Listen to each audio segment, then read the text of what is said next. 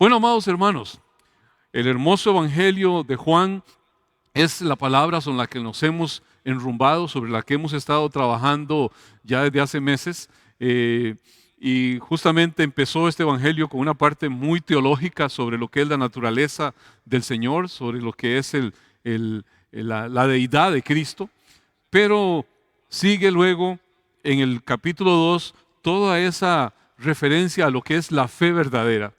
Y claramente hace toda una enmarcación de lo que significa una fe verdadera, que entiende de una vida eterna, que entiende que tiene que repudiar la condición pecaminosa en la que se estaba, pero también que entiende que solamente en Cristo Jesús podemos tener vida y vida en abundancia. Empezamos el capítulo 3 con un ejemplo claro que presenta aquí el apóstol Juan sobre el pensar y sobre el actuar de un representante del grupo religioso más radical de la época, y donde la fe genuina no era algo que podíamos decir que fuese destacable, que fuese realmente evidente. Y estamos analizando lo que es Juan capítulo 3, versos del 1 al 3.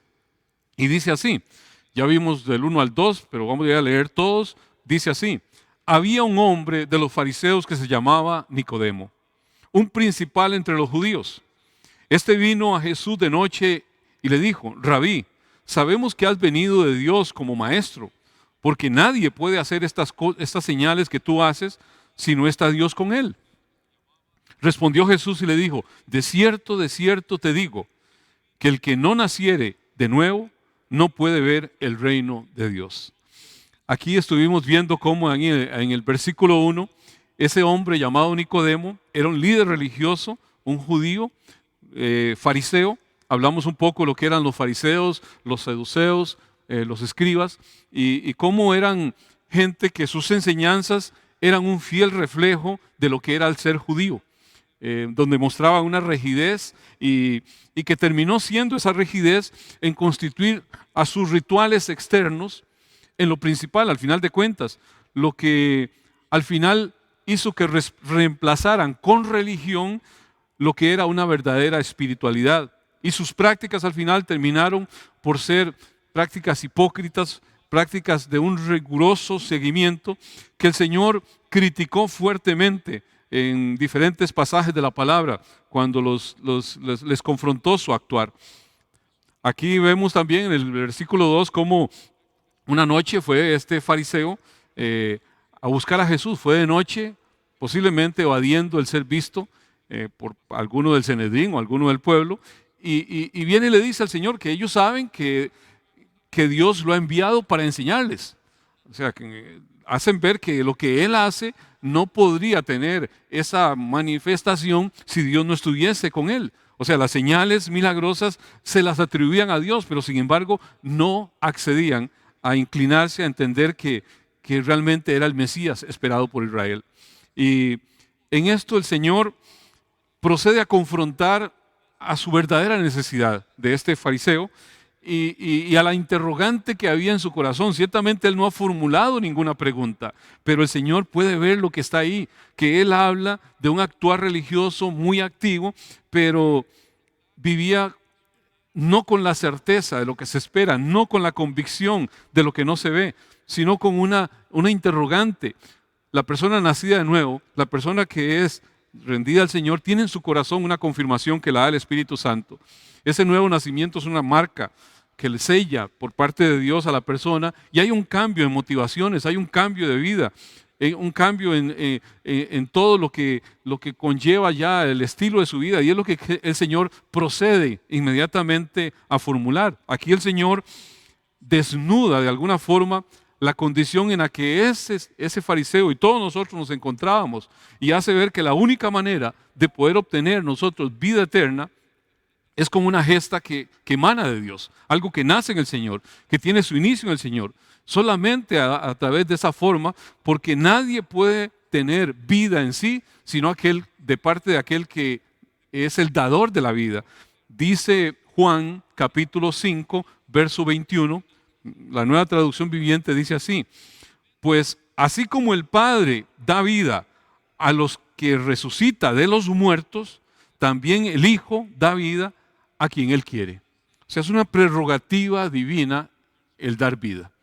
Es algo que nace del Señor. Por eso el Señor en el siguiente versículo, en el versículo 3, dice así: Jesús respondió: te digo la verdad, a menos que nazcas de nuevo, no puedes ver el reino de Dios. Jesús expone la verdad vital, según la cual no puede haber entrada en el reino de Dios.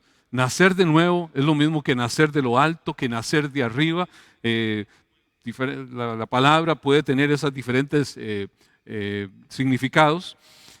Y esto es la regeneración o el nuevo nacimiento, que es una acción de Dios por medio de la cual viene e imparte vida eterna a quienes estaban en una condición donde estaban muertos en sus delitos, muertos en sus pecados.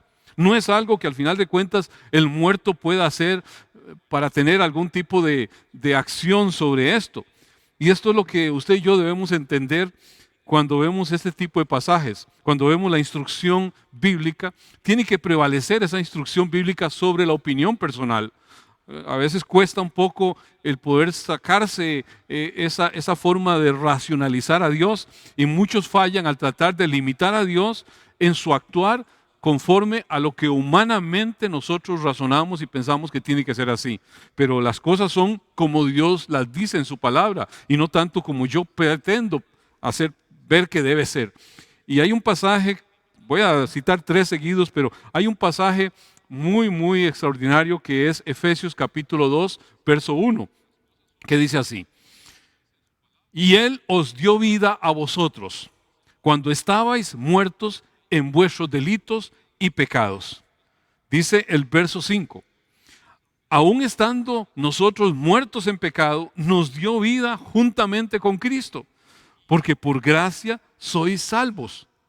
Y juntamente con Él nos resucitó, y asimismo nos hizo sentar en lugares celestiales con Cristo Jesús, para mostrar en los siglos venideros la abundante riqueza de su gracia en su bondad para con nosotros en Cristo Jesús.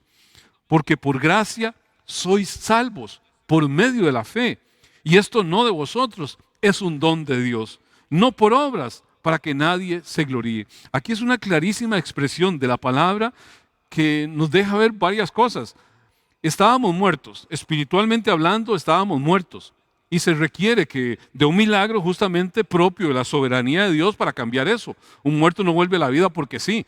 Si el dador de la vida es Dios, pues entonces en la condición espiritual esa persona no es que está medianamente afectada, no es que está casi desfalleciendo, no es que está con un hálito de vida y hay que soplarle ahí, darle respiración artificial. No, es un muerto.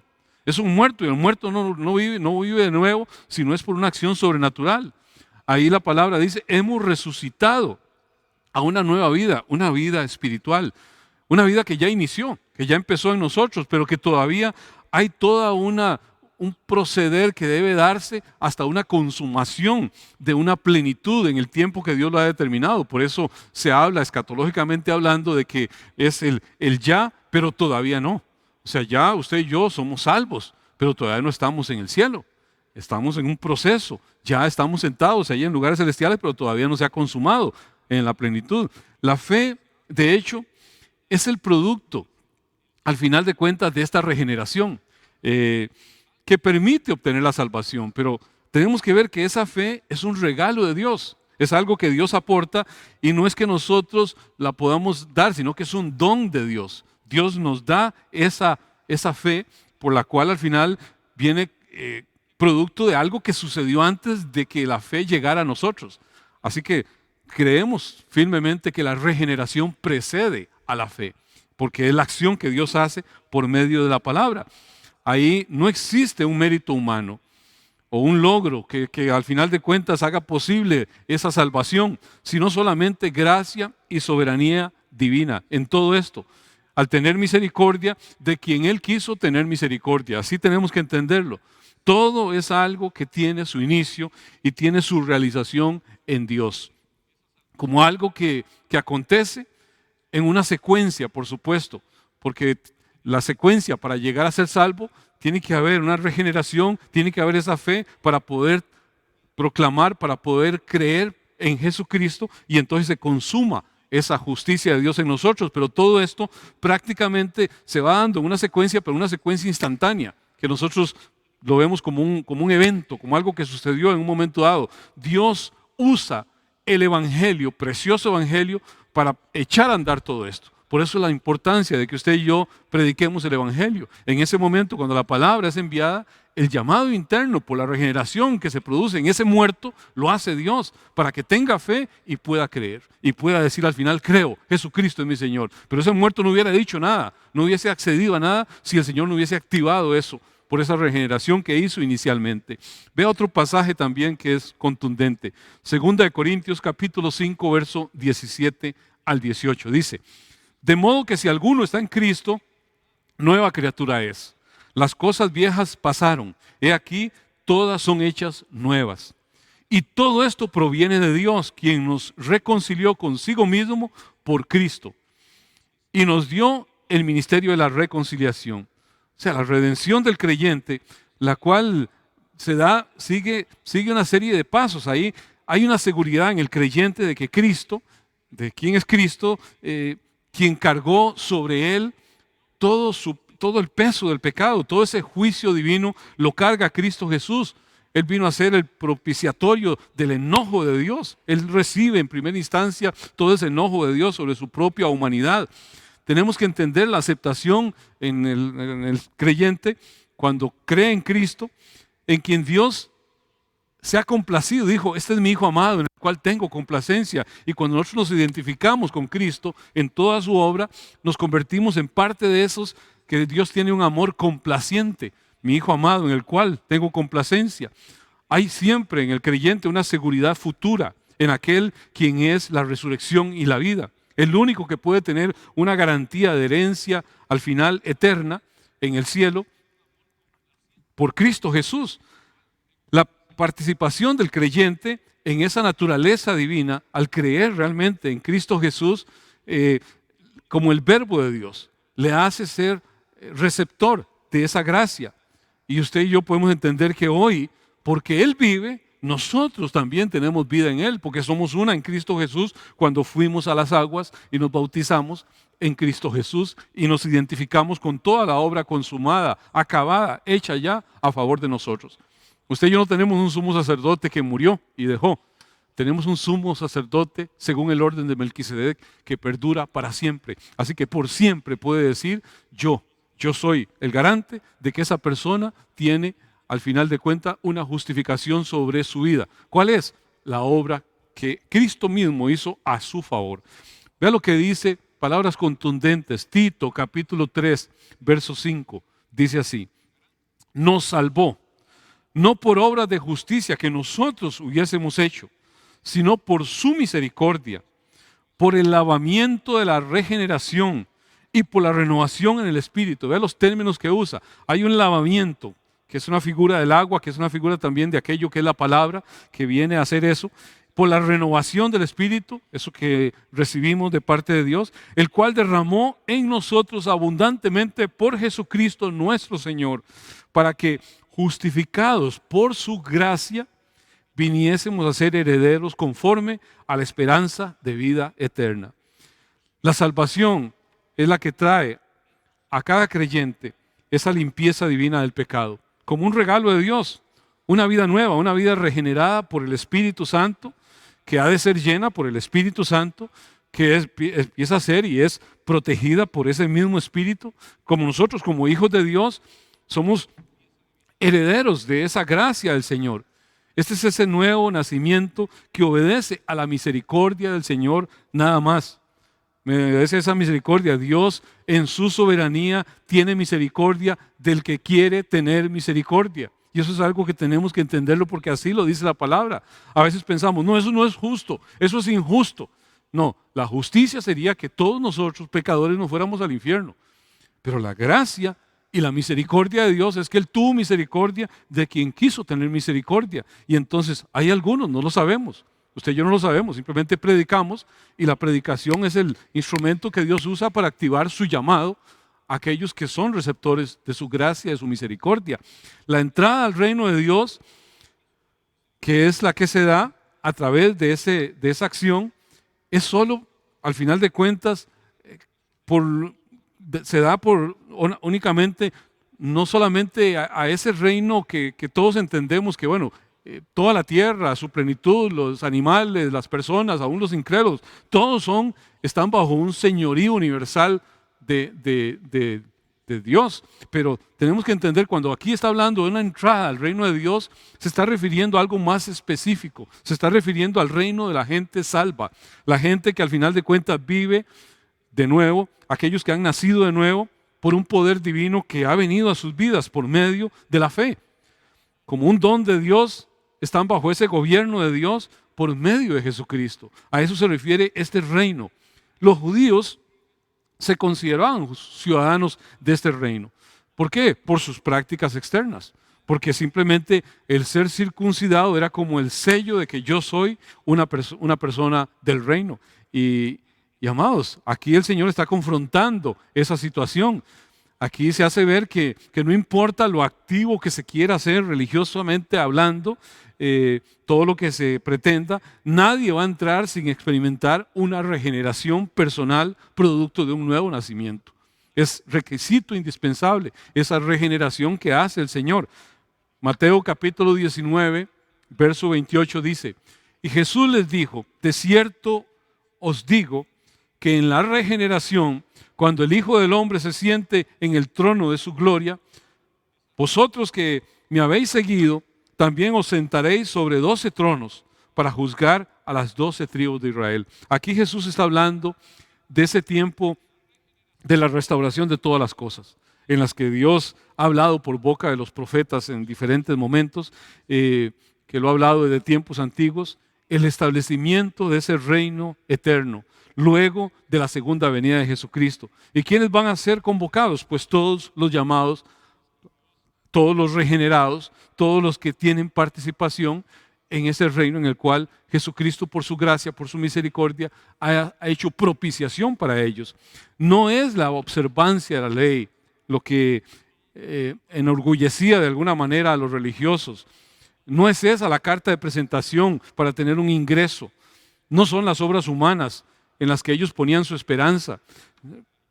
Muchos en la actualidad tienen su esperanza puesta en que se conducen bien, en que han venido a la iglesia siempre, en que ofrendan, en que pueden hacer muchas obras, pero no es eso lo que realmente determina cuál es mi ubicación en Cristo Jesús. Todo lo que el hombre pueda hacer es impotente para optar por la salvación. La salvación es una gracia de Dios, no es el esfuerzo humano, es solamente por gracia.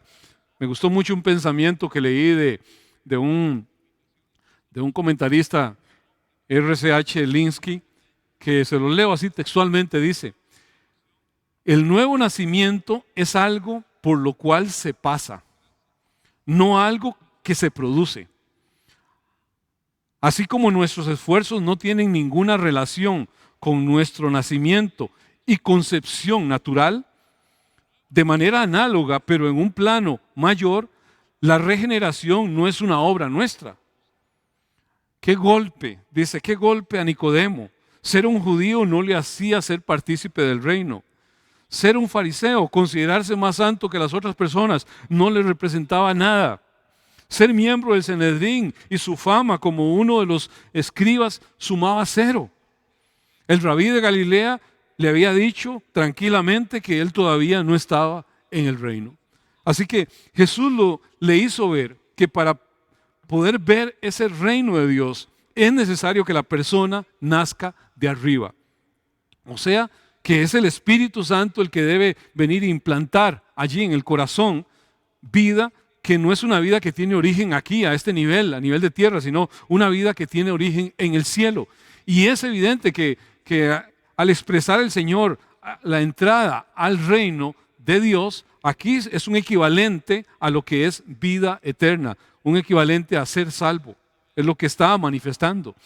Juan capítulo 3, verso 16, un verso ampliamente conocido, ampliamente recitado, todos lo hemos escuchado, dice: porque de tal manera amó Dios al mundo que ha dado a su Hijo unigénito, para que todo aquel que en Él crea no se pierda, mas tenga vida eterna. Porque no envió Dios a su Hijo al mundo para condenar al mundo, sino para que el mundo sea salvo por Él. Aquí tenemos que entender algo, porque a veces cuando hablamos de mundo, que es salvar al mundo y que a todo el mundo, a veces hay pensamientos de que la salvación es algo que está ahí, en la que todos van a tener participación. Aquí lo que está haciendo ver es claramente que la obra de Dios en Cristo Jesús es suficiente para todos. O sea, tiene esa posibilidad de alcance, pero es eficaz para todos los que creen. Obviamente no todos creen, porque no todo el mundo es salvo y la palabra da fe de gente que se condena, sino solo los regenerados por el nuevo nacimiento, que al final de cuentas es gesta de Dios. No se puede tener vida eterna ni ver ese reino si no se nace de nuevo, si no se nace de lo alto. Es una acción de Dios que precede a todo lo que el hombre pueda hacer. No basta con cambios de estado ni de una reforma de vida. Se necesita un cambio de espíritu. Es preciso nacer de arriba, es preciso nacer de nuevo. Lo que el Señor le está haciendo ver es la obra del Espíritu, esa obra que solamente el Espíritu Santo puede llevar a cabo en el corazón del pecador. Es producto de la soberana misericordia de Dios. Es lo que el Señor está haciendo ver. Vea qué claro dice Pedro. Primera de Pedro, capítulo 1, verso 22, en la Nueva Traducción Viviente dice: al obedecer la verdad, ustedes quedaron limpios de sus pecados. Por eso ahora tienen que amarse unos a otros como hermanos, con amor sincero. Ámense profundamente de todo corazón. Amados, es lo que debe brotar de una persona que entiende que qué hizo, qué actuación tuvo para poder ganar, para poder merecer la salvación. Nada. Y quien así lo entiende puede ver a cualquier otro que está en ese proceso de santificación como un igual, como alguien que simplemente ha sido objeto de la gracia, la misericordia del Señor. ¿Y qué me toca a mí hacer? Pues amar lo que Dios ama, extender gracia y favor y misericordia sobre aquel que Dios de alguna forma está trayendo. Dice, pues han nacido de nuevo, pero no a una vida que pronto se acabará. Su nueva vida durará para siempre, porque proviene de la eterna y viviente palabra de Dios. A veces pensamos, y hay gente que tiene el entendimiento teológico de que usted fue salvo en un momento dado, puntual, pero de ahí en adelante cuide esa salvación porque usted la puede perder en el transcurso. Amados, el que te dio la salvación te ayuda a sostenerla hasta el final. Si usted no es sostenido por el Señor, la pierde mañana mismo. Al minuto siguiente la pierde. El único que puede sostener la salvación es aquel que la otorga. Y salvación no es perdón de pecados, es salvación. Nos pone ya, nos sienta ya en lugares celestiales con Cristo Jesús. Pues han nacido de nuevo, no a una vida que pronto se acabará, dice la palabra.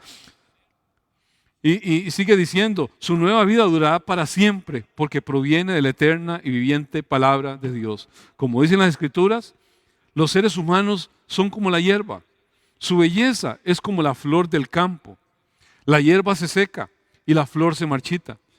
Y si continuáramos a ir leyendo el 25 dice, pero la palabra del Señor permanece para siempre. Y esta palabra es el mensaje de la buena noticia que se les ha predicado. Así que si yo tengo la palabra del Evangelio grabado en mi mente, en mi corazón y la hago mía, eso es la garantía plena de que nada me va a otorgar lo que Dios dice que le va a conceder a todo aquel que cree. Este cambio radical es un don de Dios que se inicia justamente en ese llamado cuando se da la predicación del Evangelio. Porque el Evangelio es poder y justicia de Dios para salvación de todo aquel que cree. Usted y yo no podemos minimizar el Evangelio. No podemos achicar lo que Dios dice, que tenemos que predicarlo tal cual es, en una forma diáfana, en una forma exacta. Cristo Jesús, el Hijo de Dios, vino a este mundo, se encarnó, tomó forma humana para rescatar a pecadores. Usted y yo hemos sido pecadores, debe haber arrepentimiento, debe haber inclinación delante de Dios, humillación delante de Dios, reconocer nuestro pecado y reconocer que el que murió en la cruz era inocente absoluto, pero se entregó en esa cruz por usted y por mí. Cuando yo hago mío esa entrega, cuando hago mía esa obra de la cruz, yo me convierto en un receptor de esa gracia de Dios y entonces ese cambio en mi vida produce un repudio a la vida de pecado, un repudio a la antigua naturaleza y un cambio permanente en todas mis motivaciones. El hombre depravado, el hombre que está en una naturaleza caída, es totalmente desorientado. Está hecho un cadáver espiritual y es incapaz incluso de ver las cosas del espíritu. El que tiene esa condición sencillamente rechaza. La palabra dice en 1 Corintios 2:14, pero el hombre natural no percibe las cosas que son del Espíritu de Dios, porque para él son locura y no las puede entender porque se han de discernir espiritualmente. Hoy queremos encasillar a Dios en el intelecto humano y nos parece absurdo el Evangelio. Pero Pablo dice, no me avergüenzo del Evangelio, que es poder y justicia de Dios para salvación. Es preciso una nueva naturaleza, es preciso una nueva creación que se da a partir de la predicación de la palabra. Segunda de Pedro 1:4 dice, por medio de las cuales nos ha dado preciosas y grandísimas promesas, para que por ellas llegases a ser participantes de la naturaleza divina, habiendo huido de la corrupción que hay en el mundo a causa de la concupiscencia. Aquel que entiende de la gracia, aquel que entiende lo que Jesucristo hizo, tiene un aborrecimiento por su antigua condición pecaminosa y una búsqueda permanente en ser cada día más y más una persona que emula, que imita, que se quiere parecer a aquel que murió en la cruz, aquel que se entregó por él. Efesios 2:10 dice, porque somos hechura suya, creados en Cristo Jesús para buenas obras, las cuales Dios preparó de antemano para que anduviésemos en ellas. Es necesario una nueva creación, es necesario ser hechura suya, que es, en otras traducciones, hechura suya es ser obra maestra de Dios, o sea, es una actuación de Dios donde nos regenera. Y esto es lo que nos hace caminar en buenas obras. Al final de cuentas, las buenas obras no pueden producir salvación. Las buenas obras son simplemente un resultado subsiguiente de algo que se recibió, de la salvación que recibió, y constituye al final el fruto, la evidencia de esa salvación. Si el Señor Jesucristo dijo, por sus frutos los conoceréis, es la forma de darse cuenta si alguien está o no está en Cristo. Es la buena obra que el Espíritu Santo ha producido por el poder de Dios en la vida de cada uno de los nacidos de nuevo. Es con el Espíritu Santo que hacemos morir las obras del mal. Gálatas capítulo 6, verso 15, dice en la Nueva Traducción Viviente, no importa si fuimos o no circuncidados, lo que importa es que hayamos sido transformados en una nueva creación. O sea, no importa que la persona sea un judío o no sea un judío natural, sino un llamado de Dios, sino alguien que entendió el llamamiento del Señor, que accedió, que se inclinó, que fue consecuente con aquello que Dios hizo en su corazón. El nuevo nacimiento es un acto de Dios por el cual se tiene vida impartida de Dios en el creyente. Ser hecho hijo de Dios mediante esa confianza en el nombre del Verbo encarnado. Por eso es importantísimo entender quién es Jesús, cuál es su dimensión. Jesucristo no vino como lo pensaban muchos de los fariseos y muchos del pueblo de Israel en ese tiempo. No vino como un conquistador militar, sino que vino como un siervo sufriente. Vino como un humilde líder, montado en un pollino, entró a Jerusalén. Ahora usted y yo como creyentes vivimos en una condición donde podemos decir, bueno, somos salvos, pero hay un entorno en nuestra vida, hay una carne que está contendiendo constantemente, está batallando constantemente y vivimos en una tensión escatológica, si se quiere. Tenemos vida resucitada, pero también morimos a esta condición física. Se presenta la muerte física, pero tenemos que entender que si vivimos para Cristo, vivimos. Si morimos para Cristo, morimos. De una cosa u otra, de Cristo somos. Somos liberados del poder del pecado, pero siempre estamos batallando y caemos constantemente en pecado y hay que estar pidiendo perdón al Señor. Se vive en la tensión de lo que es ya, pero todavía no. Ya somos hijos de Dios, pero todavía no se ha manifestado la plenitud de esa santidad que debe estar en nosotros. Ya nos ha dado vida eterna, pero todavía no ha sido manifestada en su plenitud, no ha habido una transformación completa de nuestro ser. Ya estamos en una condición donde hay un juicio declarado para el que rehúsa o para el que acepta. Ya hay una resurrección que usted y yo hemos experimentado, pero todavía no hemos experimentado la resurrección final. Son realidades presentes en el Evangelio de Juan y vamos a irlas viendo, vamos a ir viendo cómo son expuestas constantemente. Y todo eso, ¿qué es lo que viene a representar? Que es producto de haber nacido de nuevo. Es producto, al final de cuentas, de algo que se inicia en un momento, pero que va a llegar a una plenitud en el momento en que Dios así lo determine. Vea, por ejemplo, esos tres aspectos: juicio, vida eterna y resurrección. Por ejemplo, en el asunto de juicio, Juan capítulo 3, verso 18. El que en él cree no es condenado, pero el que no cree ya ha sido condenado, porque no ha creído en el nombre del unigénito de Dios. O sea, desde ya puede estar una persona completamente condenada por haber rechazado de una. Juicio, aunque no se ha consumado, aunque todavía no está en el lago de fuego, puede estar acá. En el entorno de ese cambio de vida, dice Juan capítulo 4, verso 23, mas la hora viene y la hora es, cuando los verdaderos adoradores adorarán al Padre en espíritu y en verdad, porque también el Padre tales adoradores busca que le adoren. Solamente estando en la iglesia se puede adorar al Padre en espíritu y en verdad. Así que los verdaderos adoradores que el Padre busca, ¿quiénes son? Es la iglesia invisible. A veces la iglesia visible pensamos que todos son, pero a veces hay actuaciones que no reflejan realmente un nacido de nuevo. Yo no puedo saber quién es, pero el Señor sí sabe. Hay una iglesia invisible y pueden haber gente de esa iglesia invisible ahí entre un mundo que vemos pagano, pero que está esperando que usted y yo prediquemos la palabra del Señor para que por la palabra se regenere, se active todo ese proceso que determina al final de cuentas la vida eterna en esa persona.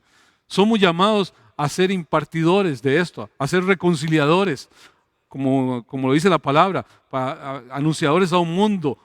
Os rogamos, reconciliados con Dios. Es el llamado que la iglesia tiene a buscar esa iglesia invisible. Usted y yo no sabemos quiénes son, Dios sí sabe. A usted y a mí nos toca predicar el puro y llano evangelio de la gracia y el perdón. Y vemos también en Juan capítulo 5, verso 25, de cierto os digo, viene la hora, y la hora es, cuando los muertos oirán la voz del Hijo de Dios, y los que oyeren vivirán. Alabado sea el Señor, amados, porque usted y yo estábamos muertos, pero ahora tenemos vida. Se ha experimentado una resurrección. Y dice la palabra, ¿sabe una cosa? Que los que vivieron la primera resurrección, estábamos muertos en nuestros delitos y pecados, ahora tenemos vida en Cristo. Los que experimentaron esa primera resurrección no experimentarán la segunda muerte, que es una clara referencia al castigo eterno. Así que tenemos esa confianza en Dios de una resurrección que no se acaba, de una condición que no se acaba, que tiene eternidad. Todo esto lo inició el nuevo nacimiento. Lo que es preciso, lo que está el Señor diciendo. Alabado sea el Señor por su gracia. Alabado sea el Señor por su misericordia. Porque Él vive.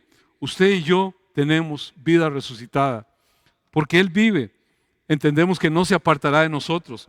El Padre envió al Hijo a morir en una cruz, a resucitar posteriormente y a poder dar un mensaje a través de su vida resucitada que fue transmitida a sus apóstoles. Hoy tenemos la seguridad absoluta de un triunfo que ya fue consumado, que ya fue realizado.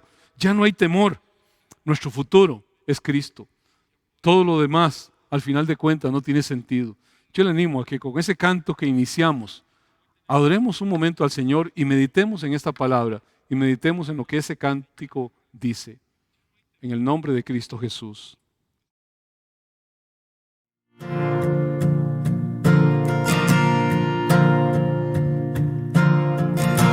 Dios nos envió a su Hijo Cristo. Él es salud, paz y perdón. Vivió y murió por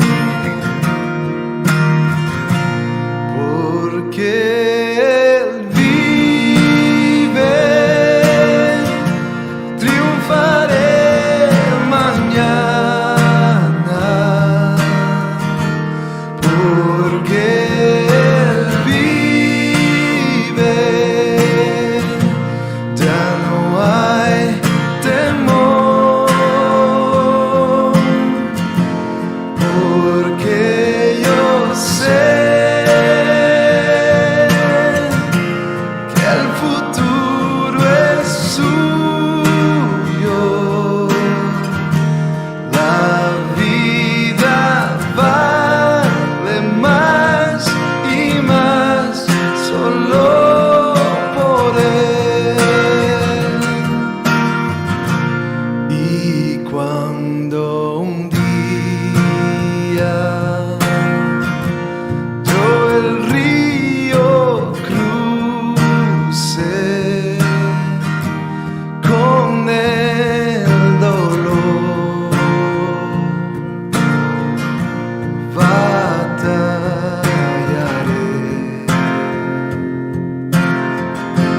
y al ver el triunfo de la vida eterna, veré la luz de gloria, sí, veré al Rey, porque Él vive, triunfaré mañana, porque Él vive, ya no hay temor, porque yo sé que el futuro es suyo, la vida vale más y más solo por Él.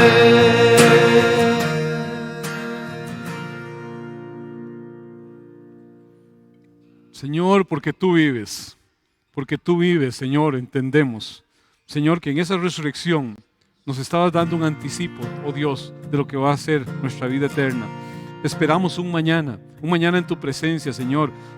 Gracias, Señor, porque no hay temor, no hay absolutamente ningún temor para aquel que vive en Cristo Jesús, porque sabemos, Señor, que tú diste tu vida para pagar el precio de nuestro pecado y que luego resucitaste y que fue mostrado a muchos testigos tuyos, Señor, de esa resurrección. Hoy tenemos la seguridad absoluta de ese triunfo completo, terminado, acabado ya en esa cruz, Señor. No hay ningún temor en nuestro corazón, no hay ningún temor en ese futuro, Señor.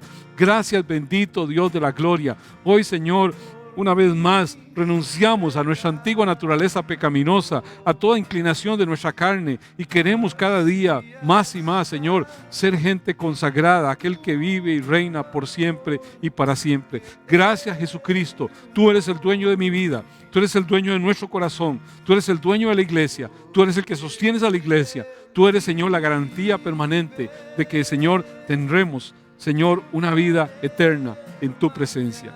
Gracias, Señor, en el nombre de Cristo Jesús. Amén y amén. Amados, qué hermoso es poder tener siempre la confianza de saber quién es el que ha hecho la obra, quién es el que ha llamado. No es un asunto suyo, fue el Señor que dijo, yo te escogí, yo te llamé. Y cuando usted tiene esa confianza en su corazón, ese entendimiento, hay una certeza que el Espíritu Santo que habita en usted le hace ver, porque los hijos de Dios tienen el Espíritu Santo que les confirma que son hijos de Dios realmente. Si hay algo que no obedece a la naturaleza de Cristo, amados, tenemos que ir delante del Señor y aborrecer todo eso, renunciar a todo eso. Gracias damos al Señor porque, bueno, ya se han ajustado muchos de los aspectos técnicos que teníamos dificultad para poder transmitir desde la iglesia. Ya pudimos reparar cámara, pudimos hacer varias cosas, hubo que adquirir una computadora, de todo se hizo. Hemos pasado algunas situaciones bien interesantes, pero ya hoy estamos haciendo pruebas aquí en la iglesia. Hemos estado transmitiendo desde la iglesia a todos los que están en sus casas.